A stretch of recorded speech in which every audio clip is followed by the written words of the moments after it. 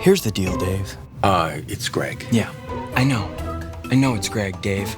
But here's the thing. Ever since I put you in charge of social media, it just really hasn't been working out. It's not my sweet spot, all right? I'm an accountant. First of all, you don't have to sign your name after everything. What do you, my dad? Well, again, And then I have 6 tweets after that just say google.com. Now, I can't even figure out, what was going through your brain when... Were you trying to Google from within Twitter? Please don't answer that. Long story short, my little brother is about to graduate from high school. He's got 10,000 followers. I don't know how he does it. No one does. But we're gonna put him in charge of this, okay? So go ahead and send me an electronic mail with the usernames and passwords. Think you can handle that, Dave? Or do you need to write it down on your little pen and paper here? I can handle that. Okay, great. And then after that, we're gonna talk about your future here at this company. Thank you. You want an email? I'll give you an email. Oh, that's good. I like that. Dear Hipster Doofus, here are your painfully obvious passwords. You bearded, no good, sneaker wearing. Oh, that's good. I haven't heard language like that since the Navy. Just because Daddy owns the company. Ooh, that's dark. But I like it.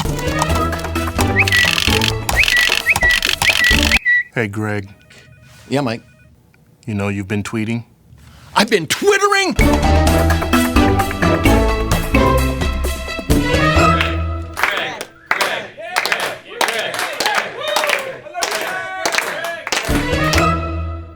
Now, Joseph was Jacob's favorite son because he was the son of Jacob's favorite wife. Okay, he had 2 wives and a couple of other ladies he had children from. So here's kind of a takeaway for today. Men, never have a favorite wife, okay? It will cause problems. And it caused so many problems for Jacob because he had a favorite wife named Rachel and had a son named Jacob, and Jacob was his favorite son. And then Rachel gave birth again to a boy they named Benjamin, but she died in childbirth. So he was constantly mourning the loss of his favorite wife, but consequently Joseph became his favorite son. So Benjamin's too young to be a part of this narrative, but Joseph had these, for the most part, older brothers, we think, and all 10 of these older brothers despised him and resented him because they knew their father loved him more than he loved the rest of the boys. So as the story goes, and if you grew up in church or if you're Jewish, you know this story. One day, Jacob says to Joseph, I want you to go check on your brothers, which Joseph hated to do, and the brothers hated it even more. And so Joseph shows up, and they see him coming, and they said, you know what, we've had enough of this. This is ridiculous. They take Joseph, they strip him of his robe that his father, the special robe his father had made for him, and they throw him in a pit. That was an empty pit. It wasn't full of water, but it wasn't a pleasant place to be. And they decide, you know what, let's kill him, but before we kill him, let's have lunch. So the text says they sat down to eat their meal, and they looked up and they saw a caravan of Ishmaelites coming from Gilead. Meanwhile, Joseph's like, hey guys, okay, guys, we don't, Joseph, he's got to be scared to death. He's just, this is, terrorizing to him because, he knows how much they resent him. But they see this caravan coming. The text says, Judah said to his brothers when they saw this caravan going by, what will we gain? I mean, what good is it to us if we kill our brother and cover up his blood? And they're like, yeah, good point. Come, he said, let's sell him to the Ishmaelites and not lay our hands on him. And then this flood of compassion. After all, he is our brother.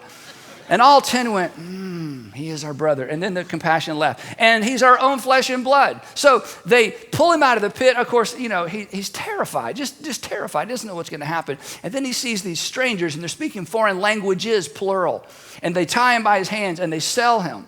They sell their own brother to these slave traders. And again, if we pause long enough, we had time to create this sense of terror that had to be going through his mind. Now, Joseph, at this point, is 17 years old. He's a teenager, and he is being sold to slavers. He doesn't know who he will end up with, and he doesn't know what he will be purchased for. And they wave goodbye, and off goes Joseph. They know they will never see him again, and he assumes he will never see home again. The text continues, now Joseph had been taken down to Egypt, and Potiphar, an Egyptian who was one of Pharaoh's officials, the captain of the guard, bought him from the Ishmaelites who had taken him there. And then perhaps the strangest part of the story. In fact, this is repeated throughout. It's the theme of the story. And in the midst of all of this chaos, the author tells us, and the Lord was with Joseph so that he prospered. And we think, no, if the Lord was with Joseph, Joseph would be home with Jacob, and it would be the 10 brothers that would be sold into slavery, right? Because Joseph hasn't done anything wrong. The wicked brothers are getting by with something horrible. I mean, if God is with someone, don't good things happen? And throughout this story, this is the theme over and over and over. But the more amazing thing to me, and perhaps the message for you and the takeaway for me, is that not only was God in some mysterious way with Joseph through this entire ordeal, Joseph chose to live as a man that God was with. That Joseph decided to live his life as if God was with him rather than God having abandoned him.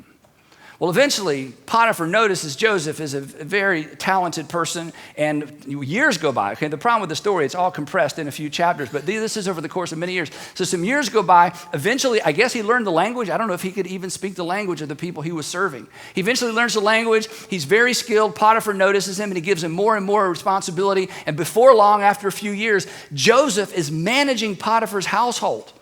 And Potiphar wasn't the only person that noticed Joseph. Potiphar's wife noticed Joseph. And Potiphar's wife comes to him and says to him, and the text doesn't give us this language, but she could have used this language. She said to him, slave, because he's a slave. Slave, I require your presence. I require you to sleep with me. This isn't an ask. I'm commanding you. I own you, and slave, I want you, young man, to sleep with me. And for the first time, perhaps in her whole life, she got a no for an answer. Okay, traditionally in ancient cultures where there are slaves don't say no. Slaves don't say anything. Slaves just obey. And this slave, this Hebrew slave, has the audacity to say to his master's wife, no, I'm not going to do what you require me to do. And the reason he gave is amazing. The first reason was, look, your husband has put everything he owns in my charge, under my authority, except for you. So how can I do this? But then this next statement is amazing. He says, how then, he says to Potiphar's wife, how then could I do such a wicked thing and sin against God? To which we think, God? You mean the God who has done nothing for you lately? The God who watched as you were sold by your brothers to who knows what, for who knows what for? You mean the God who stood by and did not intercede, who did not come to your rescue? This is the God, Joseph, that you continue to be faithful to? Well, this had to have been so offensive to Potiphar's wife, because basically he accused her of trying to sin, and who knows if she even knew what he was talking about. Well, this goes on day after day after day, and he's like, no, I'm not going to do it. And finally, she's had enough. And finally, she's tired of the guilt. Finally, she's tired of this rebellious slave, and she accuses Joseph of trying to rape her. When Potiphar finds out he has no options, he takes Joseph and he puts him in, the text calls it a dungeon. The text says Joseph's master, Potiphar, put him in prison, the place where the king's prisoners were confined. And then again, the author brings us back to this theme.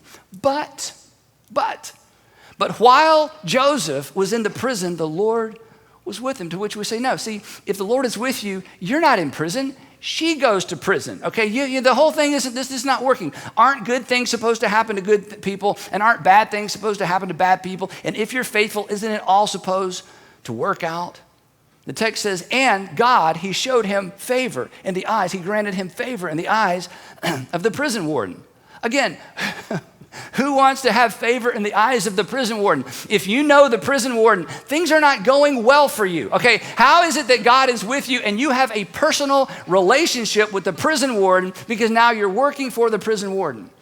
And we're reminded of something that all of us need to be reminded of every once in a while, that bad things have been happening to good people for a long time. But the corollary is this: God has been with good people in bad times for a long time as well.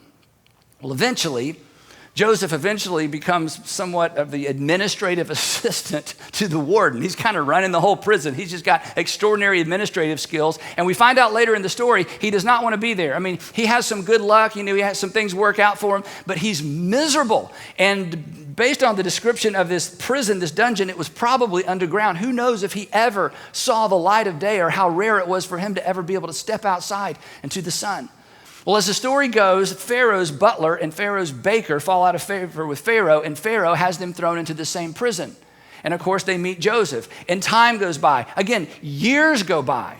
And one day, the text tells us, and it's kind of funny, that one day they wake up and they see Joseph, and Joseph can tell they're down. And when I read this, I think, of course they're down. They're like down. They're like in the dungeon. Everybody's down all the time. But apparently on this particular morning, they were downer than normal down, okay? And Joseph says to them, hey, I can tell something's going on. You know, what's going on? And they both said, well, we both had dreams, and these dreams were so vivid and so real. We feel like they mean something, and we've talked about it, and we just don't know what these dreams mean. And Joseph says, well, give me a shot. I've in the past been able to interpret dreams. So they tell Joseph their dreams. And first the butler goes. He says, well, I had this dream. And Joseph listens to the dream and he says, well, I got some good news. In 3 days, it's Pharaoh's birthday.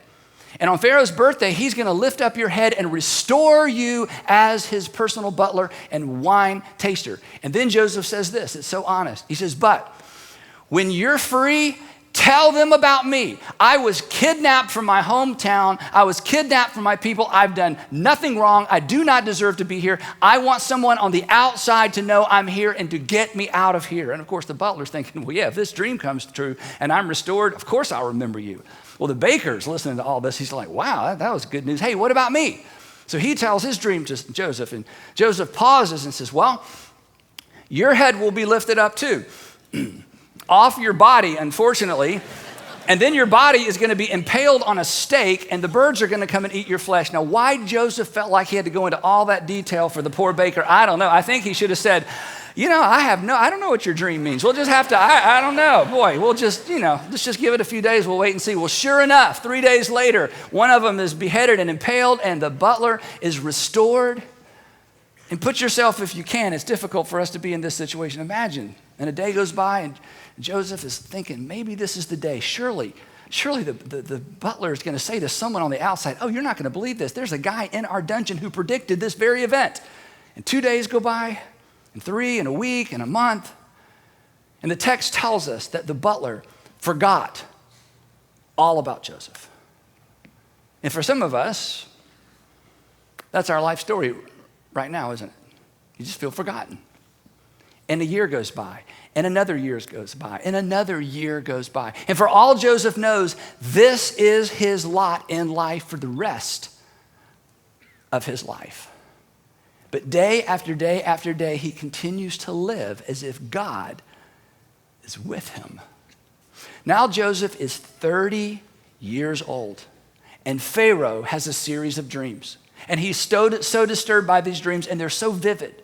And he believes that somehow they mean something, so he calls in the court magicians, and he calls in his counselors, and he shares this dream, and nobody can come up with an interpretation for these dreams. And then the butler remembers, and he says to Pharaoh, these are my words, not the text, Pharaoh, you remember a few years ago, we had that little, it wasn't a big deal, it wasn't a really big deal, but you did have me, I hate to even bring it up, you had me thrown in the dungeon for a very short time because it wasn't a big deal.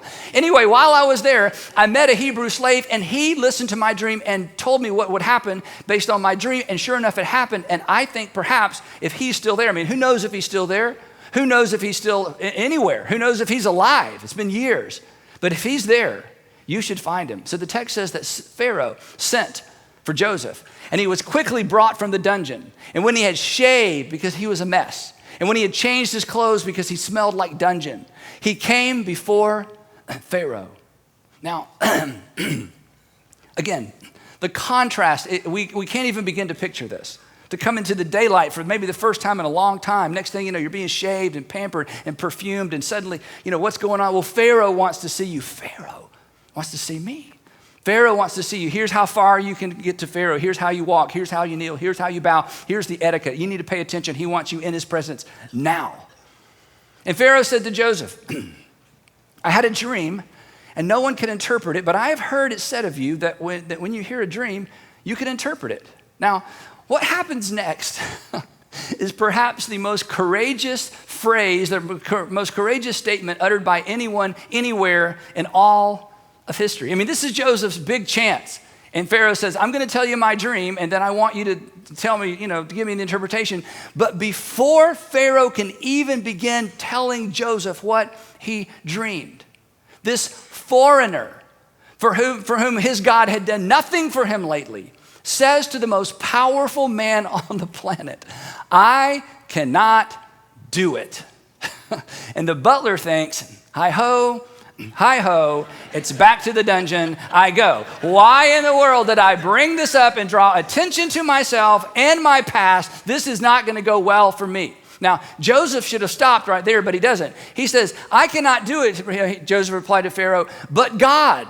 Now, this is even worse. He should have just stopped with, I can't do it, may I go, please. But God will give Pharaoh, who thinks he is a God, who every day of his life is reminded you are a God, that you are the son of our ultimate God. He said, but God will give Pharaoh the answer he desires. Oh, Pharaoh, you are little g God, but big G God can answer your request. Well, Pharaoh had to have been offended. Everybody in the courtroom's offended. Get a steak ready. But Pharaoh's like, you know what? I want somebody to tell me what this dream meant. So he said, here's the dream. He explains it to Joseph. Joseph pauses, and Joseph explains to Pharaoh what the dream means. And here's what the dream meant. You maybe remember this if you grew up in church. He said, Pharaoh, the reason you had a sequence of dreams is because God is establishing the fact that this is going to happen. And the dreams mean the same things. Egypt is going to experience 7 extraordinary years. There is going to be so much grain, your people are going to be swimming in grain. People from all over the world are going to come here and purchase your grain. It's going to kill the economy probably because the prices are going to go so low. There's going to be so much grain. But after those 7 years, there's going to be a famine, and the famine is going to be so bad that just a short time into the famine, everyone will have forgotten about all the abundance. It's going to be so bad. And so that's the interpretation of your dream. 7 years of prosperity, 7 years of famine. At which point, Joseph should have stopped talking. But then Joseph does the unthinkable. Joseph begins to give Pharaoh advice. At which point, everyone in the courtroom must have moaned. I mean, this kid still smells like dungeon. And he leans in and he says, Pharaoh, here's what you ought to do. No one speaks this way to Pharaoh. Here's what you need to do. And he kept going. He says, here's what you need to do. During the years of plenty, you need to designate certain cities in the country as grain cities. You need to build extraordinarily large silos, and you need to tax the people 20% of all the grain. So for the next 7 years, you collect 20% of all the grain, and here's the kicker, and you are to do this, Pharaoh, in your name. And this is why I think Pharaoh let him keep talking. In other words, this is a tax on the grain. Nobody's going to care. They're going to have so much. And this is a tax to you personally. You will own 20% of all the grain in all of Egypt after the 7 years. Pharaoh's like, okay, keep going. This is good. Then after the 7 years, when the famine hits and the rain stops and the crops die and the locusts come, then at the right time, somebody needs to pay attention. You're going to open these grain silos, these cities where all these stores of grain are, and don't give it away. Sell it to the people. Pharaoh's like, nah, I see where this is going. Keep going. Sell it to the people. And this is going to be such a big, complicated thing. You're going to need to find somebody to put in charge of this because somebody cannot take their eye off this ball for the next 7 years. Somebody needs to wake up every single day for the next 7 years working on this and then managing it on the back end. Silence. The plan seemed good to Pharaoh and all his officials. It sure did, because by the end of this story, and we don't have time to go into details, by the end of this story, Pharaoh personally owned the entire nation, personally. Because by the end of the famine, it was so severe, people began trading their cattle, their land, their slaves for grain. And guess who owned it all in the end? Pharaoh, let my people go, but that's a different story. Okay, so Pharaoh asked him, can we find anyone like this man, one in whom is the Spirit of God? Now, when Pharaoh asks a question and he kind of telegraphs what he wants the answer to be, everybody in the courtroom gives him the answer he wants because he's a God. Then Pharaoh said to Joseph, since God has made all of this known to you, not only what's going to happen, but what we should do about it, there is no one so discerning and wise as you. You shall be in charge of my palace. And of course, the people who think they're second, third, and fourth in line are like, wait. Okay, we've known this kid 45 minutes, and you're about to put him in charge of the whole, but you don't, it's Pharaoh. You don't do that. He's going to be in charge of my palace, all my people. They're to submit to your orders. Only with respect to the throne will I be greater than you. And he makes Joseph the prime minister of Egypt. Whew. Joseph gets to work. We know he's efficient. He trained in Potiphar's household, but he didn't know he was training. He trained in the dungeon. He didn't know he was training. And now he has a responsibility of saving a nation. And he gets to work, and he builds the storehouses, and he chooses the city, and he organizes the whole thing. And for 7 years, they tax the grain, and 20% of the grain is stored, 7 years end. And I mean, the rain ceases, and things get really bad. In fact, it was so bad, everybody forgot, as he predicted. They forgot about the good years. And at the right time, when the time was right, they began to sell the grain, and people spent all their money on grain. Then they traded their cattle. And this famine reached outside the borders of Egypt all the way north to where Joseph's family lived. And they began to feel the effects. And the text says that when Jacob, Joseph's father, learned that there was grain in Egypt, this is funny, he said to his sons, the other 10 sons plus Benjamin, "Why do you just keep looking at each other? I mean, we're starving to death." He continued, "I have heard that there is grain in Egypt. Go down there and buy some for us so that we may live and not die." In other words, why did I even have to come? I mean, guys, come on. We're going to die. You've got to go down there and buy some of this grain. So the boys load up and they head to Egypt. And the stage is set. And the fortunes have been reversed. Whew. Now, Joseph was the governor of the land, the person who sold the grain to all his people. Well, look at there. And apparently the boys showed up in the very city where Joseph just happened to be on that particular day, dispensing and overseeing the dispensing of grain. So when Joseph's brothers arrived, they bowed down to him with their faces to the ground. And as soon as Joseph saw them, he recognized them, but he pretended to be a stranger. And they did not recognize him. And do you know why they did not recognize him? Because he walked like an Egyptian.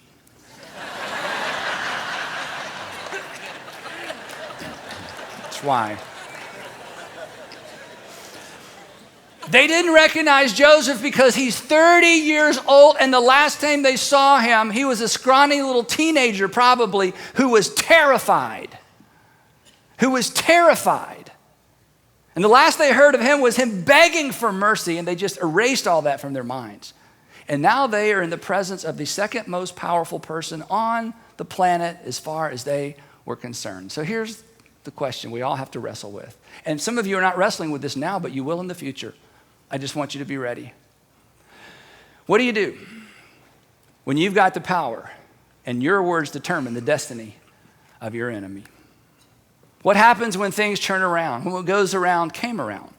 What happens when you've got the power and your words determine the destiny of your enemy? And the answer to this question depends upon what you did with your bitterness and your anger.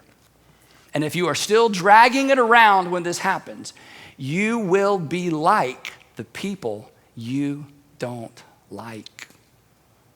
And as his boys were bowed down before him, I'm sure the things that he just remembered, those nights with the Ishmaelites, hearing them laughing by the campfire, wondering, where am I going? What's happening to me?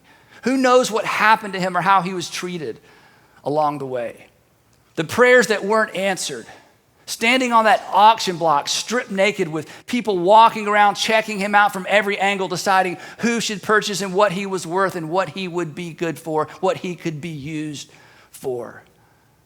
The lie told by Potiphar's wife just when things at least were, in some sort of semblance of order and some, a life that he could possibly survive, and being thrown once again into the dungeon. And there before him are the men responsible for all of that. For the next 3 chapters, you should read it. For the next 3 chapters, he plays with them. he says, well, I think you're spies. And they're like, no, we're not spies. You know, do you have any other brothers? Yeah, we got a younger brother. Okay, I want you to go and bring him, and one of you is going to stay here as a hostage. They're like, oh, no, yeah, if you want grain, he gives them grain. They go, and for several months, they're back and forth. He accuses them of being spies. Then he sets them up and, basically makes it look like Benjamin stole something of value. I mean, it just goes on and on and on. And basically, he's testing them to see, have they changed? Are they still the men that I remember when I was 17? And I don't know, but I'm guessing he had to have been wrestling with his own emotions as well. What do I do? What do you do when you've got the power? And your words determine the destiny of your enemy. And the text says, as this whole story escalates, and there's so much detail, months again go by. And finally, they're all back in Egypt. And he gets them in a room, and he has his attendants and his guards, and then he does something that completely freaked them out. The text says that Joseph could no longer control himself before all of his attendants, and he cried out, have everyone leave my presence. And suddenly they are alone in the room with this guy who has given them so much attention, and they just can't figure out, why has he singled us out? Why all of this interaction with this? Why are we anyone to this person? So there was no one in the room. There was no one in the room when Joseph made himself known to his brothers. Imagine this moment. And Joseph said to his brothers, he'd been waiting for this, I am Joseph. And they wetteth themselves.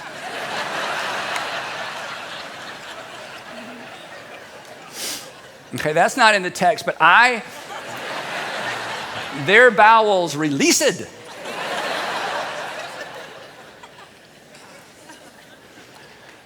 Because they expected him to do unto them what they had done unto him. With one word, 10 stakes in the courtyard to be impaled. And the way it worked back then, you didn't impale everyone at one time. Oh no, that was too quick.